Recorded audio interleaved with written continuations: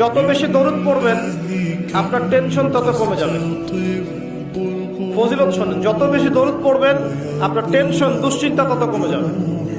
যত বেশি দরুদ পড়বেন আল্লাহ তত রহম করবে আপনাকে, আপনার গুনাহ তত মাফ হবে, আপনার নেকির পাল্লা তত ভারী হবে, এবং মুহাম্মদ সাল্লাল্লাহু আলাইহি ওয়াসাল্লামের সুন্নতের উপর আমল করা আপনার জন্য সহজ হবে।